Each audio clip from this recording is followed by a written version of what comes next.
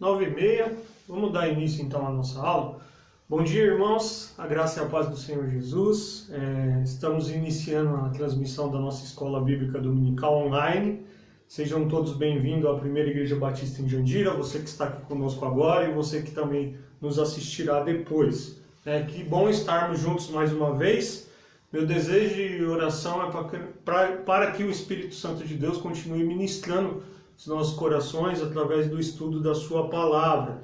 Nós já estamos alguns domingos, estudando as cartas de Paulo aos Coríntios, na verdade alguns meses, Nós começamos desde o começo do ano lá com 1 Coríntios, estamos agora em 2 Coríntios, e nós daremos, portanto, hoje então continuidade a esse estudo. Nós estamos na segunda carta, no capítulo 8. Então nós estudaremos, na verdade, hoje o capítulo 8, do verso 1 até o 9, verso 15. Obviamente a gente não vai ter tempo de ler todo o texto aqui, espero que vocês tenham feito a leitura, e eu vou então tratar alguns assuntos principais dentro desse trecho. Tá? Vamos orar pedindo a direção do Senhor? Pai, nós te agradecemos por essa manhã de domingo, por esse tempo. Pai, obrigado mais uma vez por essa tecnologia que mesmo em momentos de distanciamento nos aproxima. Obrigado, Pai, por poder abrir a Tua Palavra, estudar a Tua Palavra, Pai, e que realmente nessa manhã nós sejamos edificados e tocados pela Tua Palavra. Essa é a minha oração em nome de Jesus. Amém. Amém? Então, como eu já disse aqui em alguns domingos, segundo os Coríntios, ela é considerada por muitos estudiosos como uma das cartas mais pessoal do apóstolo Paulo. Nessa carta ele descreve algumas das suas aflições e angústias, como nós já vimos até aqui, como nós veremos principalmente aqui nos próximos capítulos. Muito possivelmente essa carta ela foi escrita aproximadamente ali 1 ano depois da primeira carta de Coríntios. Paulo escreve a segunda carta aos Coríntios quando ele está na Macedônia, durante a terceira viagem missionária, e em resposta ao relatório favorável de Tito. E o ano ali aproximado dessa carta é 57. Então, quando nós falamos de uma carta, bom dia para quem entrou aqui depois, mas quando nós falamos do estudo de uma carta, ou do estudo de um livro da Bíblia, a gente tem uma forma de subdividir o livro através de um esboço. E eu tentei pegar aqui um esboço, ou tentei ajustar aqui um esboço, porque ele ficasse de uma forma mais didática e mais compreensível possível, e que está de acordo com o que muitos estudiosos aí nos colocam. Então esses estudiosos, eles dividem, segundo os Coríntios, em 5 grandes blocos. Então, quando a gente fala em blocos, a gente está falando em número de capítulos ou em temas para que a gente possa então subdividir a carta. Então, a gente tem no primeiro bloco a introdução, típico de uma carta, que começa lá no capítulo 1, verso 1, até o capítulo 1, verso 11. Então, Paulo ele introduz a carta, saudando a igreja, se apresentando, escrevendo parte ali do propósito pelo qual está escrevendo. Então nós temos a introdução. Dentro dessa carta a gente tem um segundo grande bloco, que ele vai do 1:12 até o 7:16, ou seja, até aquilo que nós vimos na aula passada, que Paulo está falando da relação dele com a igreja. Então, se você perdeu alguma dessas aulas aqui, que está lá do 1, desde o capítulo 1 até o 7:16, aproximadamente, aí eu tentei fazer a conta aqui, nos últimos 5 domingos, então você pode ir lá no YouTube, na nossa página PIB Jandira Oficial, você clica lá em playlist, vai ter um link, EBD Online. Então ali o pessoal de comunicação organizou ali todas as nossas aulas, e ali você tem acesso a essas aulas. Então Paulo ali ele vai falar da relação entre ele e a igreja. E nós temos um terceiro grupo. O terceiro grupo é dividido aqui com uma dádiva do amor para a primeira igreja em Jerusalém. O dever, como o autor da revista colocou aqui para nós hoje, o dever e o prazer de contribuir. Então esse terceiro grupo é o que nós veremos hoje, que começa no capítulo 8, verso 1 e vai até o 9:15. E nós temos um quarto e um quinto grupo. No quarto grupo, o Paulo está se defendendo diante dos seus adversários. E no quinto grupo nós temos o anúncio da da visita ali, né, na verdade, e no final da carta. Então são os assuntos que nós estudaremos aí nas próximas 4 aulas. Obviamente que essa subdivisão ela é só uma questão de estrutura. Se você é um estudioso aí, gosta de pegar livros, você vai ver que nem todos estão com essa mesma, dessa forma que eu estou apresentando. Mas é interessante a gente entender uma estrutura para que a gente tenha um raciocínio mais lógico estudando a carta, tá bom? Então eu quero convidar você a abrir a sua Bíblia comigo na segunda carta de Paulo aos Coríntios, no capítulo 8, a partir do verso 1. Quero dar bom dia aqui para aqueles que entraram depois que eu comecei a aula. Bom dia a todos, né? Sejam todos bem-vindos. Então, 2 Coríntios, capítulo 8, nós leremos agora inicialmente do verso 1 ao 15. Agora, irmãos, queremos que vocês tomem conhecimento da graça que Deus concedeu às igrejas da Macedônia. No meio da mais severa tribulação, a grande alegria e a extrema pobreza deles transbordaram em rica generosidade, pois dou testemunho de que eles deram tudo quanto podiam, e até além do que podiam, por iniciativa própria. Eles nos suplicaram insistentemente o privilégio de participar da assistência aos santos. E não somente fizeram o que esperávamos, mas entregaram-se primeiramente a si mesmo ao Senhor, e depois a nós, pela vontade de Deus. Assim, recomendamos a Tito que, assim como ele já havia começado, também completaste esse ato de graça da parte de vocês. Todavia, assim como vocês se destacam em tudo, na fé, na palavra, no conhecimento, na dedicação completa e no amor que vocês têm por nós, destaque-se também nesse privilégio de contribuir. Não lhe estou dando uma ordem, mas quero verificar a sinceridade do amor de vocês, comparando com a dedicação dos outros. Pois vocês conhecem a graça de nosso Senhor Jesus Cristo, que sendo rico se fez pobre, por amor de vocês, para que por meio da sua pobreza vocês se tornassem ricos. Este é o meu conselho. Convém que vocês contribuam, já que desde o ano passado vocês foram os primeiros não somente a contribuir, mas também a propor esse plano. Agora completem a obra, para que a forte disposição de realizá-la seja igualada pelo zelo em concluí-la, de acordo com os bens que vocês possuem. Porque se há prontidão à contribuição, a contribuição é aceitável de acordo com aquilo que alguém tem, e não de acordo com o que não tem. Nosso desejo não é que os outros sejam aliviados enquanto vocês são sobrecarregados, mas que haja igualdade. No presente momento, a fartura de vocês suprirá a necessidade deles, para que, por sua vez, a fartura deles supra a necessidade de vocês. Então haverá igualdade. Como está escrito, quem tinha recolhido muito não teve demais, e não faltou a quem tinha recolhido pouco. Aqui a gente leu 2 Coríntios, então para você que entrou depois, capítulo 8, dos versos de 1 a 15.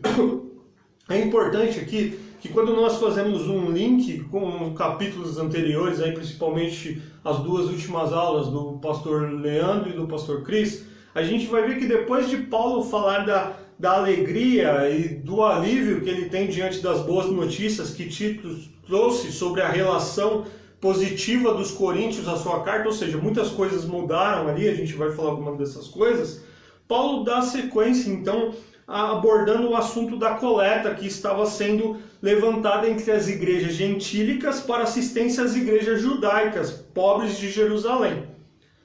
É interessante, e eu quero fazer esse link aqui, que no fim de 1 Coríntios, quando nós estudamos lá nos capítulo 16, versos 1, 3 e 4, Paulo havia dado instruções a respeito da coleta para o povo de Deus em Jerusalém.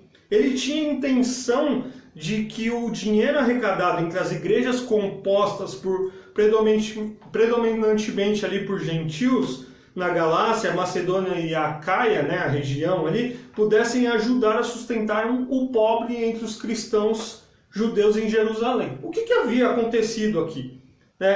Esses cristãos pobres, eles haviam sido atingidos por uns surtos ali de fome durante o reinado do imperador romano Cláudio, ali em 41 a 54 depois de Cristo. Então os cristãos em Antioquia conforme as suas posses, como nós vemos lá em Atos, eles enviaram socorro aos irmãos que moravam na Judéia através de Paulo e Barnabé. Então, durante as suas viagens missionárias nas províncias da Macedônia, Acaia e Ásia Menor, Paulo esforçou-se para levantar uma coleta especial destinada aos pobres na Judéia. Então Paulo, ele também, além de todo o seu trabalho de implantar a igreja, de colocar líderes na igreja, ele levantava então uma oferta para ajudar essa igreja ali de Jerusalém que havia sido atingida pela fome. Então, o assunto aqui, que nós vamos tratar hoje é o levantamento de ofertas pelas igrejas gentílicas a favor dos crentes de Jerusalém. E antes de entrar propriamente nos versos que nós lemos, eu coloquei uma nota aqui, Assunto esse muito delicado para os nossos dias e cheios de extremos. E por isso, antes de seguir, eu quero ressaltar algumas coisas perigosas em nossos dias sobre esse assunto. E aqui eu quero abrir um parênteses, então, porque todo extremo ele é perigoso. E eu tentei elencar alguns aqui, lógico que tem mais que esses, mas eu coloquei 3 apenas para a nossa reflexão. O primeiro perigo é a gente negligenciar o tema. Paulo aqui está falando de dinheiro, Paulo está falando de oferta. Há igrejas que omitem, negligenciam o falar sobre o dinheiro, o falar sobre o contribuir, porque não querem escandalizar a outras pessoas. Paulo estava falando sobre isso, falando e fazendo um levantamento de ofertas para os pobres da Judéia. Então, um primeiro extremo perigoso é a gente negligenciar esse tema. Mas há um segundo extremo também, qual é? Distorcer o tema. Pedir dinheiro, contribuição, ofertas com o motivo errado, com a finalidade duvidosa. Usar de artifícios mentirosos para tirar dinheiro do povo e beneficiar pessoas que são fraudulentas, e cujo objetivo não é atender os necessitados. Então, o segundo grande perigo sobre esse tema é a distorção dele. Ele usar ele de forma errada para que pessoas possam se beneficiar, pessoas de má índole se beneficiem em favor daquilo que eles estão distorcendo. E o terceiro perigo aqui, desse tema que eu quero elencar aqui, abrindo esses parênteses, é a barganha com Deus. E aqui é um grande perigo, e um perigo que talvez eu e você podemos nos envolver. Eu falei aqui de líderes ou pregadores que, motivado pela ganância, distorcem as escrituras e enganam o povo, levando a contribuir com a motivação errada. Colocam o dinheiro no centro da sua teologia ou no centro da mensagem bíblica e ensinam que a ideia é ofertar mais para ganhar mais. É como se fosse um grande plano aí de aplicação financeira, onde você oferta para que você se beneficie disso. E obviamente existem líderes e existem pregadores que deturpam esse tema também, colocando nesse centro da sua teologia o dinheiro, essa ideia de se beneficiar, mas também eu e você, se a gente não tomar cuidado, a gente pode cair nessa ideia de que eu quero contribuir porque eu quero que Deus cada vez me dê mais. E a gente vai falar sobre um pouquinho disso quando a gente chegar no capítulo 9.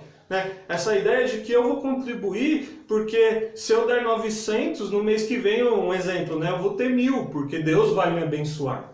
E isso está muito presente em nossos dias, e isso é um extremo muito perigoso quando a gente fala sobre contribuição, quando a gente fala sobre arrecadação de recursos financeiros. Então tentei listar alguns aqui para deixar como um pano de fundo para a nossa aula o perigo desses extremos. Então cuidado com os extremos sobre esse assunto. Dentro então desses capítulos, desses versos propostos para a nossa aula, Paulo descreve 2 propósitos muito claros aqui. Quais são eles? Primeiro, ele encoraja os coríntios a cumprirem as suas promessas de apoio para o fundo de auxílio.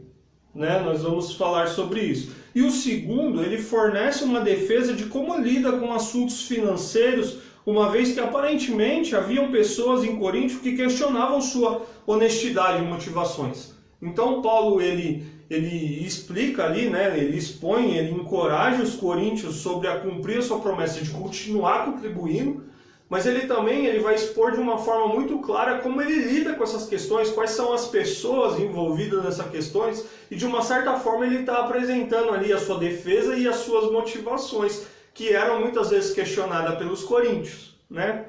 Então eu tentei aqui, pegando alguns estudiosos, dividir a nossa aula em 5 grandes temas. E o primeiro tema está lá nos versos de 1 a 6 que nós já lemos, né? Paulo, ele estabelece os macedônios como um modelo a ser seguido.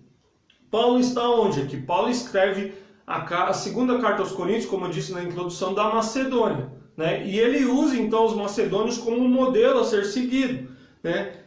Paulo, ele ensina aqui nesses versos, nós vamos ver com calma, que contribuir é um ato da graça de Deus. E o que significa isso, né? O que é graça, né? Graça é um favor divino, independente do merecimento humano.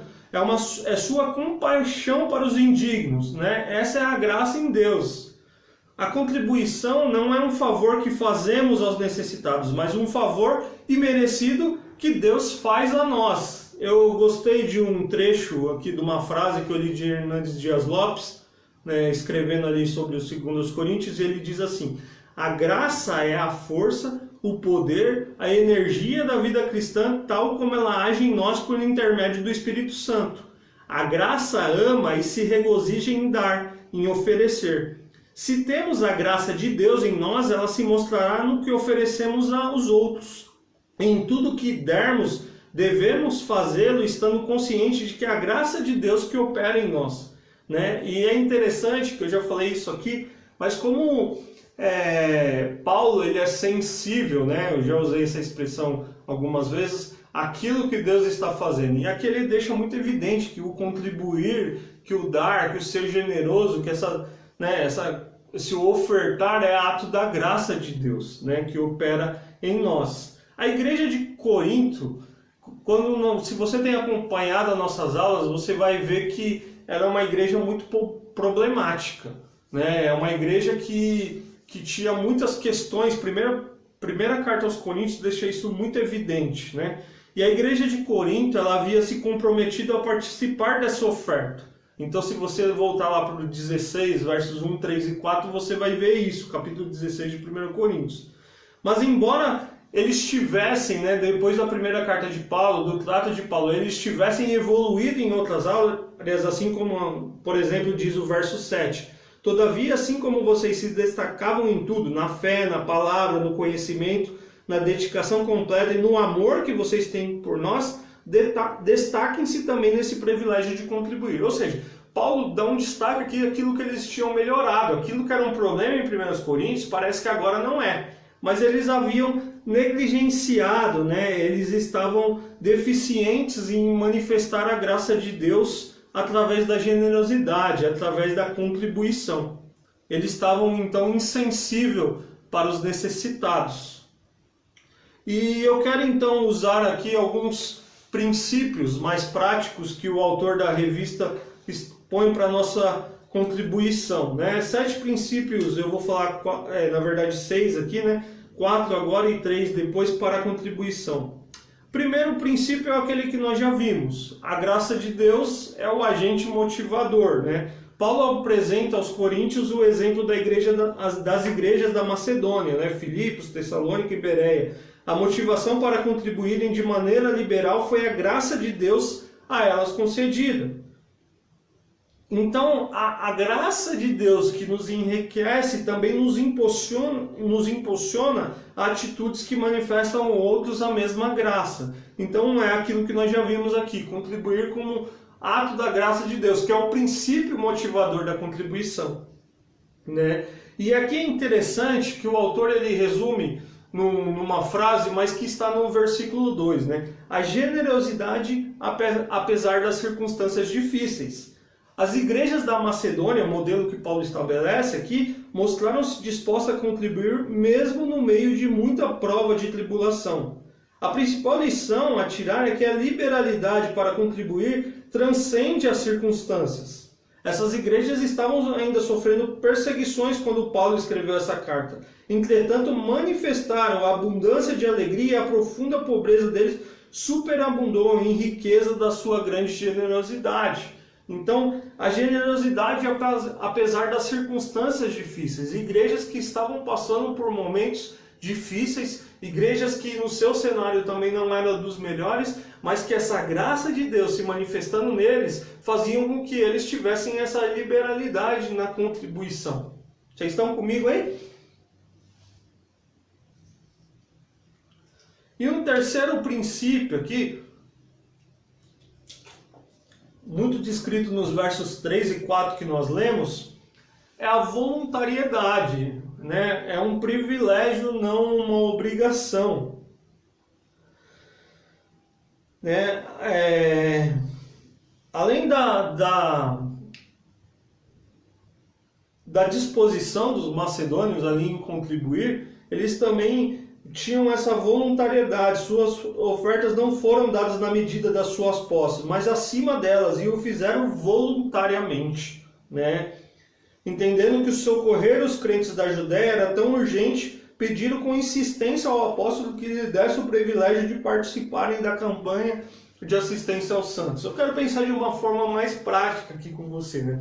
Imagina num cenário como os dias que nós estamos vivendo hoje, uma igreja, né, que também tem tentado muitas vezes, né, igreja local ali, sobreviver financeiramente por quedas de contribuições, enfim, de inúmeros fatores, mas uma igreja que tem essa perspectiva de reino, de contribuição, de acolher aos necessitados, e que ela não se prende à sua circunstância, mas ela vai além da sua circunstância. Né? E o líder ali, Paulo, olhando para a realidade local deles, eu tento assim, olha um pouco para vocês, porque eu estou aplicando aqui, né? Como o momento tem sido difícil, mas eles se sentem então privilegiados, né? de participar desse momento com aquilo que eles podiam, né? E aí é importante a gente fazer um parênteses aqui e pensar em nós nos dias de hoje. Como muitas vezes a gente fica olhando somente para dentro de nós, das nossas quatro paredes, e essa graça de Deus não tem sido o nosso princípio motivador de contribuição, de generosidade para atender aqueles que estão necessitados.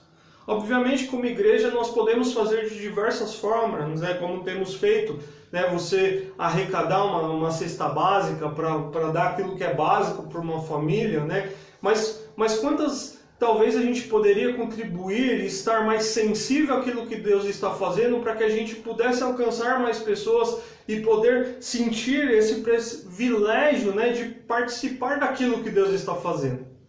Né? Então Paulo aqui, ele coloca esse modelo dessa igreja macedônia aqui, dessa igreja que vivia tempos difíceis, daquela região que os dias eram difíceis, mas que não se prendiam aos seus dias, né? Eles estavam dispostos ali, à voluntariedade, né? O privilégio, não a obrigação, né? E nos versos 5 a 6 fica a ideia da consagração como um ato de culto, né? Numa ordem de importância, talvez esse princípio devesse ser colocado primeiro. Aqueles irmãos atenderam aos demais princípios porque, antes de tudo, deram a si mesmo primeiro ao Senhor, que nós já lemos aqui. E isso que é interessante. Como a gente se dá primeiro a si mesmo, ao Senhor, né? A gente se consagra a Ele, essa graça que manifesta em nós, ela vai fazer com que a gente, de forma, me fugiu a palavra aqui, mas de uma forma muito natural, essa talvez a palavra, a gente pudesse viver essa expressão ou esse sentimento de poder contribuir. Né? Então, porque o principal motivo aqui é o fato deles primeiro se darem a si mesmos, se consagrarem ao Senhor, entregarem os seus corações ao Senhor, e a graça de Deus manifestando neles faziam com que eles contribuíssem. Né? E aí Paulo, então, ainda, nós falamos de 4 princípios aqui, né? A graça de Deus, o princípio motivador, a generosidade apesar das circunstâncias difíceis, a voluntariedade, privilégio, não obrigação, a consagração como um ato de culto. E nos versos de 7 a 12 nós podemos colocar o segundo grande tópico aqui, que Paulo exorta aos coríntios com base na generosidade de Cristo, a encarnação de Jesus. Então Paulo ele coloca como um princípio ali, ele estabelece um modelo. O modelo é a Macedônia, a igreja da Macedônia. Igreja essa que estava passando por momentos difíceis, mas a graça de Deus havia se manifestado. Eles haviam se consagrado ao Senhor, a graça de Deus havia se manifestado neles e eles então estavam envolvidos nesse processo. E Paulo então agora ele vai exortar a igreja colocando como princípio a encarnação de Jesus, né? Então, contribuição cristã, eu quero ressaltar aqui, não é barganha com Deus. A contribuição cristã deve ser movida pelo amor ao próximo, né? E a contribuição é resultado do exemplo de Cristo, né? E aí eu quero usar mais dois princípios aqui que o autor propõe para nós.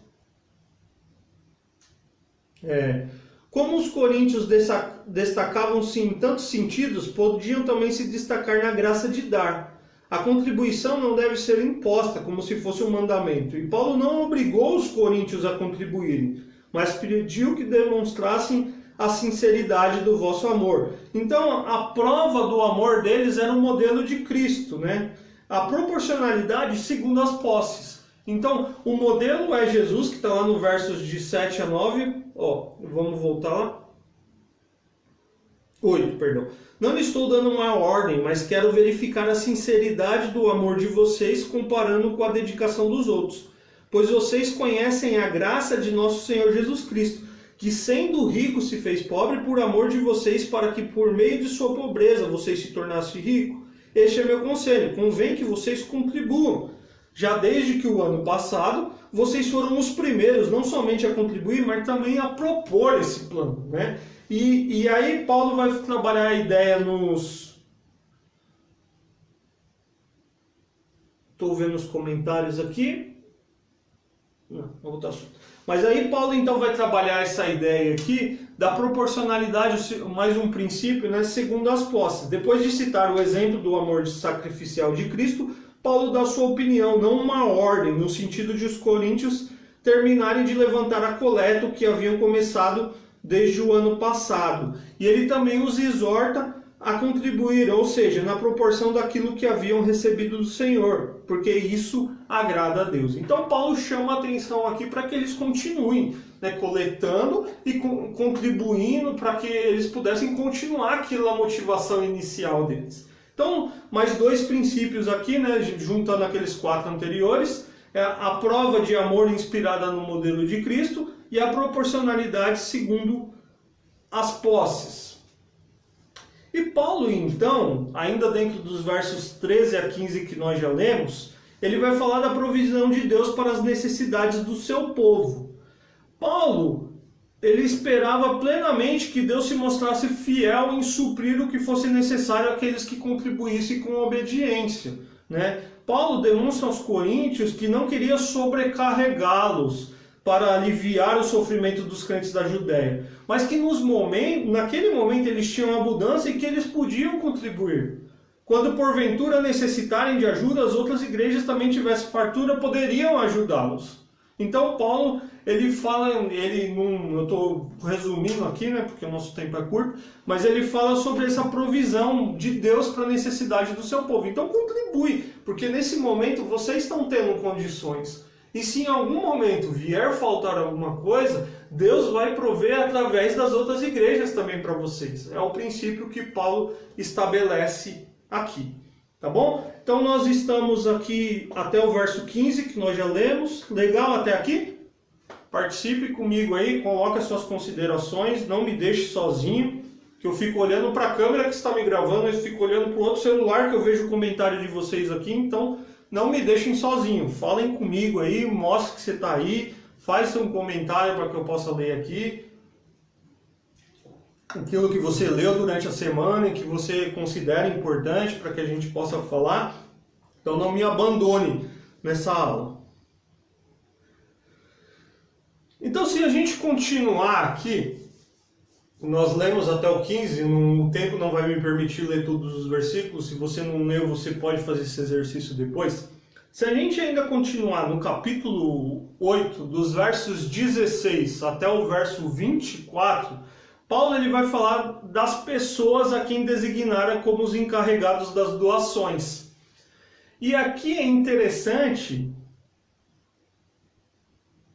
O pastor Júnior coloca aqui, né? A relação entre igrejas é colocado a imitar o relacionamento entre irmãos. Sim, bacana isso, né? Como os irmãos, eles devem viver essa realidade, né? E essa deve ser uma relação também entre as igrejas. E a gente vê isso muito presente no Novo Testamento, né? E algo que talvez a gente perdeu muito nos nossos dias. E por isso eu fiz aquele parênteses, eu quero fazer novamente, pegando um gancho no comentário do pastor Júnior, essa necessidade de nós não nos fecharmos em quatro paredes, sabe?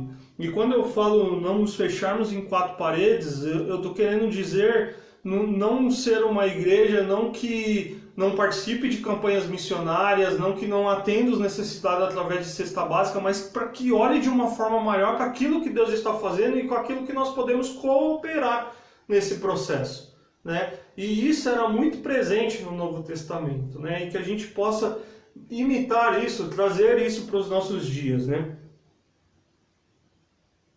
Paulo ensinou que os irmãos amassem uns aos outros, e agora as igrejas deveriam amar umas às outras, sim, né? E em tempos aí, complementando, né? E eu fico muito triste, e eu quero falar isso com muito respeito, mas com muito zelo também, nessa ideia desse nosso contexto de que parece que nós vivemos uma competitividade entre as igrejas, né?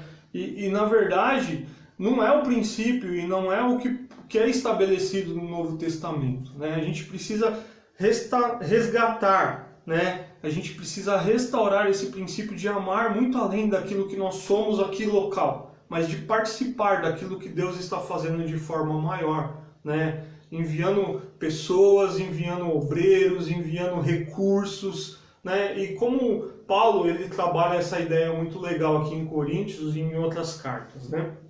Então, eu estava falando aqui do tópico do quarto tópico, né, que está lá dos versos 16 a 24, quando Paulo fala das pessoas a quem designara como os encarregados das doações. E aqui é interessante porque Paulo ele vai falar da idoneidade, ou seja, da integridade, do caráter dessas pessoas, né? 3 irmãos foram recomendados para ir a Corinto a fim de administrar o dinheiro e assegurar então a integridade no seu manuseio e transportes. Homens íntegros para cumprir a tarefa. Então Paulo, ele além de motivar, além de resgatar esse princípio que os coríntios haviam proposto e haviam se comprometido, ele tem atenção para aqueles que vão cuidar disso, né? E eram então homens íntegros, né?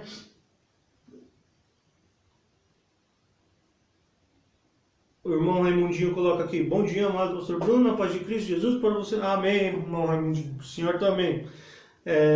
Irmã Déia, muito bom e importante esse momento de estudo, né? Então, assim, a gente precisa olhar então aqui para o caráter, né? Para aquilo que Paulo estabelece e quem eram esses irmãos, né? É Tito e mais 2 que nós não temos o nome aqui, então depois você pode ler aqui, mas eu quero destacar 5 atitudes que esses homens tinham. Primeiro, eles possuíam a mesma visão de trabalho, né? Eles trabalhavam nos mesmos interesses do apóstolo Paulo. Eles não tinham uma ganância ali, eles não eram egoístas, eles estavam integrados com aquilo que Paulo estava propondo e estava fazendo. Então nós podemos estabelecer aqui que eles tinham a mesma visão de trabalho, né? Segundo, eles tinham um reconhecimento da igreja. Né? O seu caráter, a sua habilidade, a sua integridade, eles eram elogiados pelos irmãos da igreja, né? Eles sabiam qual era o propósito, além de estar na mesma visão, eles sabiam qual era o propósito, por que estavam envolvidos com aquilo, né? Eles já agiam honestamente, né? Então, eles também eram zelosos. Então, se você for no verso 23 e 24 do capítulo 8, olha o que Paulo diz. Quanto a Tito, ele é meu companheiro e cooperador entre vocês. Quanto a nossos irmãos, eles são representantes das igrejas e uma honra para Cristo. Portanto, diante das demais igrejas, demonstre a esses irmãos a prova do amor que vocês têm e a razão do orgulho que temos de vocês. Eram pessoas íntegras, eram pessoas habilitadas, mas eram pessoas que tinham caráter para aquilo, né, para fazer aquilo, né? E como é importante, né, a gente chamar a atenção para isso para os nossos dias, né? O autor da revista propõe aqui: os coríntios deviam receber obreiros com tais credenciais e manifestar perante as igrejas, ou seja, que os dois representavam, a prova do vosso amor por meio da entrega das ofertas levantadas.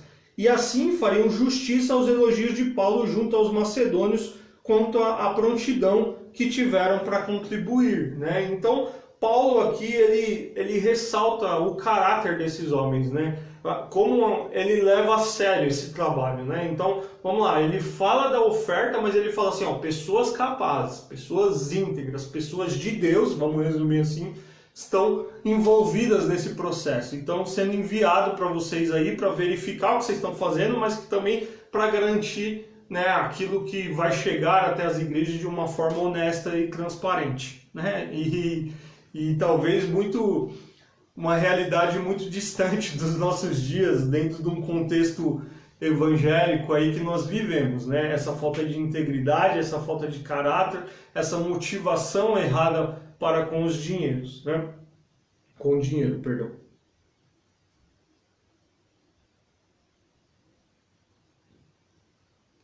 O pastor Júnior coloca aqui: esses homens que levariam as ofertas deveriam ser a imagem da própria igreja, envolvidas não só na ação, mas no sentimento e a motivação que levaram a igreja em ajudar e socorrer os irmãos em Jerusalém. Isso aí, além do caráter, né, essa motivação ali envolvida, né? Paulo descreve sobre o compromisso assumido com seriedade. Vamos lá para o capítulo 9, porque se você ler ali os versos de 1 a 5 comigo, ó, não tenho necessidade de escrever-lhes a respeito dessa assistência aos santos.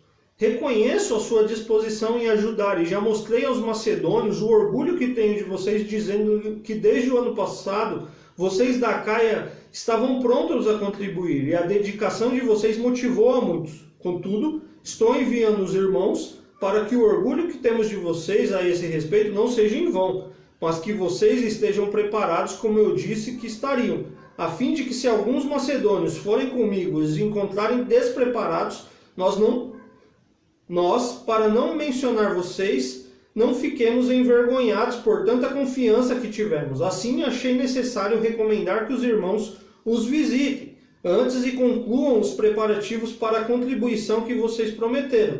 Então ela estará pronta como oferta generosa e não algo como dado como avareza, né? E o que o Paulo está dizendo assim, ó, vocês se comprometeram, estou percebendo que vocês não estão muito envolvidos nisso, estou enviando homens a vocês, porque se outras pessoas virem e esse exemplo que vocês tinham não for tão correto, ele vai ali antes de vocês com essa motivação que o pastor Júnior colocou aqui, né? Como o representante da igreja, a imagem e a deliberidade da própria igreja, né, para que vocês então não ajam com avareza, com rapidez ali, mas que vocês ali sejam o quê? Algo que Deus está manifestando e que vocês estão prontos para se envolver nesse processo. Estou resumindo aqui, mas a ideia geral é que, em certo sentido, escrever acerca da coleta era desnecessário, porque os coríntios mostraram prontidão, né, ao trazer o assunto a Paulo. A presteza daqueles irmãos era inquestionável, pois a preocupação e o zelo havia estimulado a muitos. Obrigado, pastor. Liberalidade, né? Essa é a palavra melhor aqui. Por isso foram motivo de orgulho para o apóstolo e elogiado por ele diante dos macedônios. Mas Paulo achou apropriado lembrar-lhes do compromisso assumido. Tinham razões para fazê-lo. Não queria ser desmentido quanto ao louvor que lhes havia feito, nem quanto à confiança que ele depositava nos coríntios, de que teriam as contribuições prontas para serem recolhidas. Caso os macedônios fossem com ele e encontrassem a igreja despreparada, as consequências seriam embaraçosas. Além do próprio Paulo, a igreja também seria envergonhada. Por isso, Paulo recomenda então que os irmãos vão antes e vejam como que está tudo ali, tá bom? O autor da revista, ele propõe uma reflexão aqui que é importante para a gente fazer uma pausa nesse momento e uma reflexão aqui para nós, né? Que critérios a igreja deve levar em conta na escolha dos homens ou mulheres que administram os seus recursos financeiros, né? Quais os critérios que devem ser estabelecidos para a igreja para a escolha aí de homens e mulheres envolvidos nesse processo de administrar os recursos da igreja? Eu queria que vocês comentassem aí comigo, participassem e colocassem as suas opiniões a respeito desse momento aí, tá? Fiquem à vontade, a gente está numa aula online aqui, mas você pode colocar aquilo que você pensa como critério aí que deveria ser estabelecido, né? O que é importante, né? Eu vou ajudar aqui. Será que somente a competência é importante? Né? Será que a motivação não é algo importante? Será que o caráter não é algo importante? Então, tente listar aqui algumas coisas que você acha que a igreja deveria levar em consideração ao escolher aí homens e mulheres para administrarem essa parte financeira, né?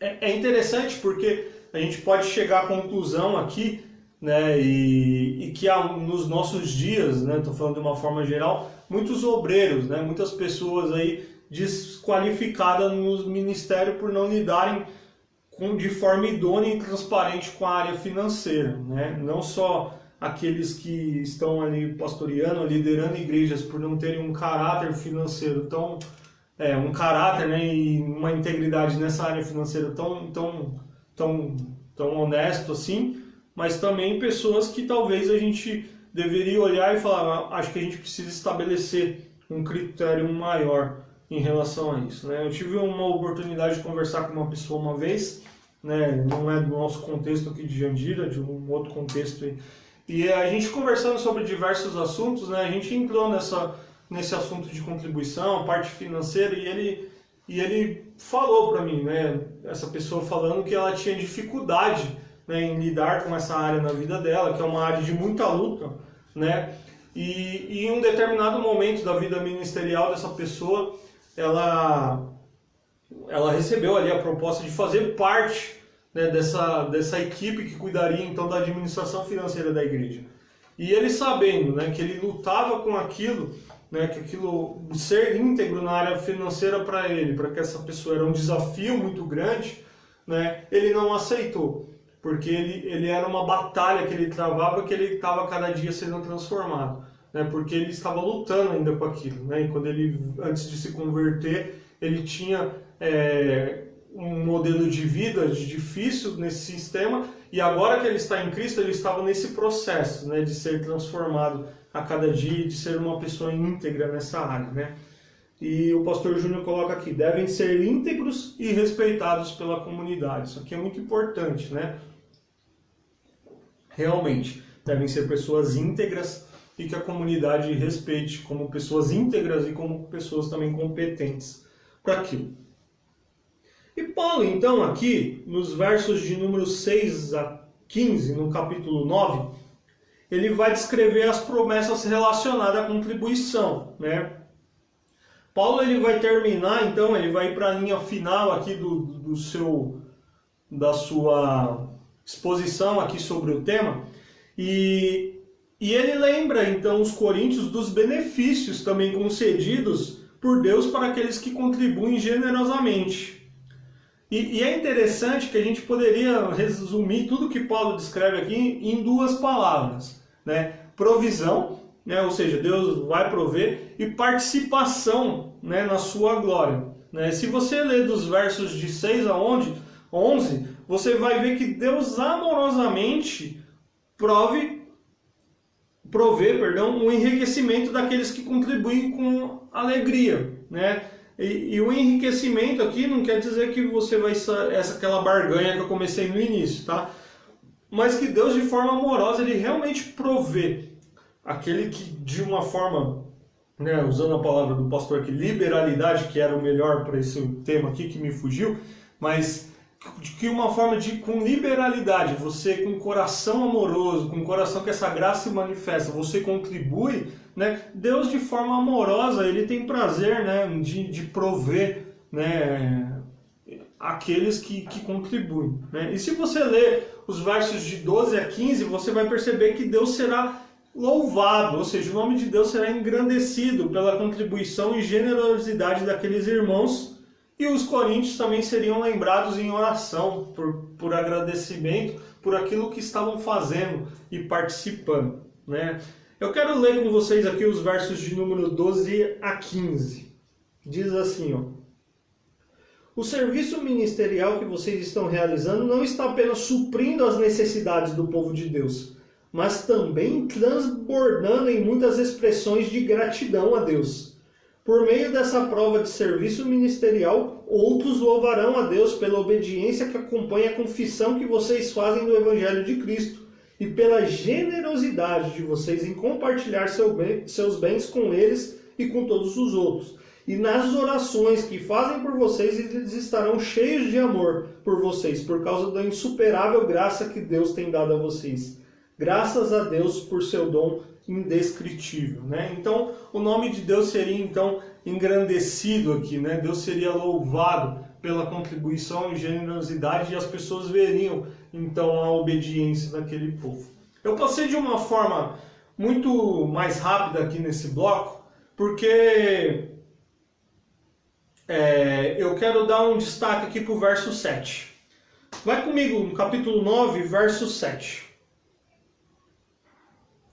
Cada um dê conforme determinou em seu coração, não com pesar ou por obrigação, pois Deus ama quem dá com alegria. Vou repetir. Cada um dê conforme determinou em seu coração, não com pesar ou por obrigação, pois Deus ama quem dá com alegria. Esse talvez é um verso mais conhecido aqui do capítulo 9, né? Verso muito conhecido, muito utilizado. E eu quero fazer um destaque aqui, que vocês perceberam que em nenhum momento aqui eu falei de dízimo. Estou falando de contribuição, de oferta, de uma oferta específica para atender a necessidade das igrejas de Jerusalém que estavam sofrendo ali com a fome, com a pobreza, então que o povo de Corinto havia se comprometido a participar daquele processo e estavam omissos nisso. É isso que Paulo está chamando a atenção. Então, em nenhum momento eu usei a expressão dízimo aqui, né? Isso é um outro assunto, um assunto que daria um estudo muito maior. Mas esse verso, e aqui eu quero chamar a atenção, ele é muito utilizado por alguns para tentar regulamentar, homologar ali a contribuição cristã, ou seja, as ofertas em substituição ao dízimo. Né? Algumas pessoas que não acreditam que o dízimo é para o Novo Testamento, eles usam alguns, tá? Não estou generalizando, desse texto em alguns momentos para embasar a sua teoria a esse respeito.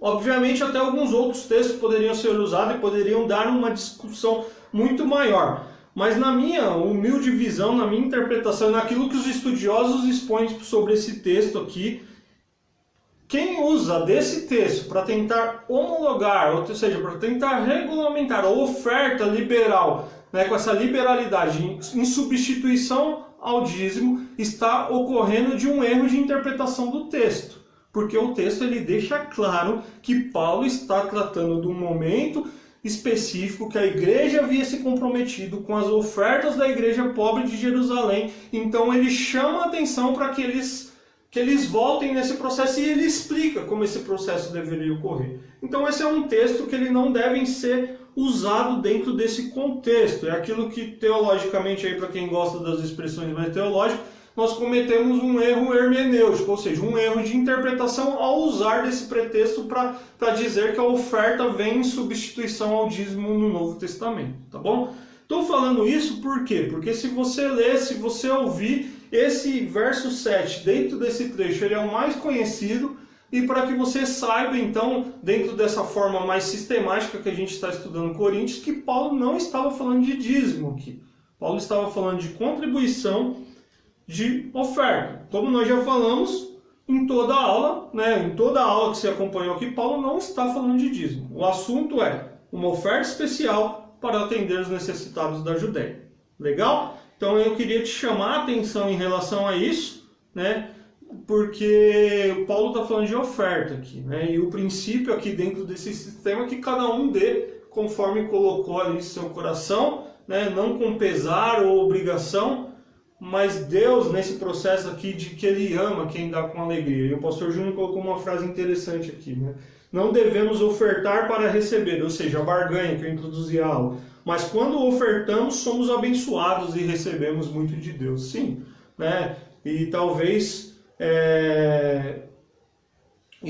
a gente precisa, né? Nesse sentido, se você pudesse aqui, a gente tivesse aberto aqui e falasse, né, você poderia, né, ver quantas vezes Deus proveu, porque talvez você em momentos difíceis, você não reteve, você teve esse coração amoroso, né, e como você vê o cuidado de Deus em todos esses momentos, né? Na minha vida eu tenho provas disso, e talvez você teria experiências como essa. Determinou em seu coração, a pessoa determinou no coração, e não o coração determinou o que a pessoa deveria fazer. As ofertas são de coração, precisam envolver o coração, mas não é o coração que manda. Deixa eu tentar ver tudo aqui que cortou. Não está abrindo aqui. Então, assim, não consegui entender aqui porque eu não consegui ler todo o texto. Mas determinou em seu coração aquilo que você propõe, né? Estou entendendo aqui, a dar, que seja aquilo que realmente você faça, né? Que você faça de coração, ou seja, faça com um coração amoroso, um coração esse que manifesta a graça de Deus, tá? Eu passei de uma forma geral porque eu quis tratar o assunto, né? Não fazer uma análise aqui verso a verso do que Paulo estava dizendo, mas tratar o assunto de uma forma geral que Paulo está nos ensinando, né? E eu quero concluir então essa aula te chamando a atenção para algumas questões importantes, né? Ofertar a Deus é um ato de fé e obediência, né? Isso aqui é importante para os nossos dias também, né? Ofertar a Deus é um ato que nós fazemos com fé e com obediência, ou seja, Paulo aqui instrui, né? Em algum momento ele vai dizer de atender os necessitados e como as pessoas verão, né, a manifestação de Deus por essa obediência nossa de atender, né, de suportar aqueles que precisam, né? Ofertar a Deus é um ato de culto. Adoramos a Deus com o que somos, mas também com o que temos, né? Ou aquilo que Ele nos dá para administrar, né? Então a gente precisa ter essa visão, né? Arrecadar ofertas na igreja e no culto não deve ser motivo de constrangimento, né? Um outro princípio aqui. É um assunto que deve ser tratado seriamente conforme o ensino das Escrituras, né? Então cuidado com os extremos que eu introduzi a aula, de achar que arrecadar ofertas na igreja e culto vai constranger as outras pessoas. Obviamente, aqueles que não têm a mente de Cristo, aqueles que não foram transformados, não entendem muitas das coisas que nós fazemos, né? Mas não tem essa mentalidade que é motivo de constrangimento, né? É um assunto bíblico e que deve ser tratado de forma séria conforme está descrito nas Escrituras, né? Esse entendimento é muito importante. Ofertar a Deus é um ato voluntário, espontâneo e liberal, né? Então você oferta a Deus de uma forma voluntária, de uma forma espontânea, né? E com essa liberalidade, ou seja, com esse desprendimento, né? Homens ou mulheres íntegros de caráter devem ser escolhidos para administrar os recursos financeiros da comunidade. Isso aqui é outro ponto importante, né? Homens e mulheres de caráter, que são íntegros, que são respeitados, devem ser então as pessoas escolhidas para administrar o recurso da igreja, tá? Esse então é o assunto da aula de hoje. Eu espero que Deus tenha falado ao seu coração, né? Que você, se você tiver alguma dúvida aí, você pode colocar aqui, talvez o tempo não nos permita, mas você pode me mandar, você pode mandar para algum de nós aqui, dos pastores que estamos dando aula, e que a gente vai tentar de uma forma aí, com prontidão, te responder, tá bom? Então que a gente não negligencie temas como esse, né? E Paulo, ele trata de uma forma muito aberta esse tema com os irmãos, e chamando a atenção deles pelo compromisso que eles tinham de participar disso, né? E que para os nossos dias, eu quero fazer aqui, para fechar aquele parênteses que eu abri, e talvez abrir e fechar de novo, que a gente não se feche em quatro paredes, né? Que a gente não ache que a nossa igreja é uma igreja que que a gente está aqui somente para nos satisfazer, mas que a gente olhe para o reino de Deus de uma forma maior, né, para outras igrejas, com aquilo que a gente possa contribuir, né, e dar como suporte a outras igrejas, né, e que isso seja feito de forma voluntária, espontânea e liberal, né. Ressalto, o assunto aqui não é dízimo, tá? Então a gente está falando sobre o que Paulo está dizendo aqui sobre oferta, sobre as igrejas pobres de Corinto. Então nós não estamos falando aqui como dízimo, que tem outro princípio, tem outro fator motivador, tem parte de outros fatores motivadores e tem outras formas de administrar, vamos dizer assim, tá? A gente está falando aqui de ofertas que Paulo está colocando ali para a igreja de Corinto e aplicando para nós essas ofertas que nós fazemos aí para atender aqueles que estão necessitados. O tema da nossa próxima aula, né, o texto aí para a próxima aula é 2 Coríntios capítulo 10. Então faça a leitura aí de 2 Coríntios capítulo 10. Essa semana, você tem a semana inteira aí para fazer a leitura, são poucos versículos, né, leia com cuidado, leia anotando, para que a gente possa ter uma aula aí mais proveitosa, mais participativa, tá bom? Vamos orar, agradecendo a Deus?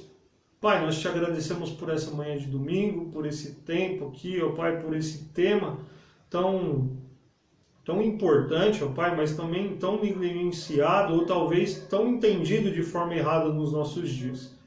Que nós possamos ser íntegros, ó Pai, nesse princípio de ofertar, de contribuir e de ajudar aqueles que estão necessitados, ó Pai. Que nós possamos ter em mente, ó Pai, que ao fazermos isso, nós estamos adorando ao Senhor, ó Pai, que nós possamos ter em mente que ao fazer isso, nós podemos participar daquilo que o Senhor está fazendo e que o seu nome possa ser glorificado, Pai, através daquilo que nós temos o privilégio de participar. Nos ajude no entendimento da Tua Palavra, Pai, essa é a minha oração, em nome de Jesus, amém. Então a gente está terminando a aula aqui hoje. Eu quero te agradecer pela sua paciência, né, pela oportunidade que você tem de participar. O pastor está me lembrando aqui, vamos preparar novos membros para dezembro. Então provavelmente a gente está começando aí uma sala de novos membros, para que em dezembro a gente tenha batismo. Então se você tem nos acompanhado, tem assistido o nosso culto, você já tem frequentado a nossa igreja e deseja se tornar membro, né, procure então aí o pastor Júnior ou o Fagner para que eles te dêem todas as instruções sobre isso, né? Obrigado pela paciência, obrigado mais uma vez pela sua presença, né? Motive outros que participem conosco, né? Nossas aulas têm caído, tenho percebido aí um pouco de pessoas que têm assistido, então manda uma mensagem para aquele seu irmão do seu pequeno grupo, acorda ele e fala, vamos lá, vamos participar da EBD, tá bom? Obrigado, continue com as nossas programações aí, daqui a pouco o lance com as crianças, um pouquinho antes do culto o Jand Kids para as crianças e às 18h30 juntos no nosso culto de louvor e adoração ao Senhor, tá bom? Deus te abençoe e um grande abraço para você.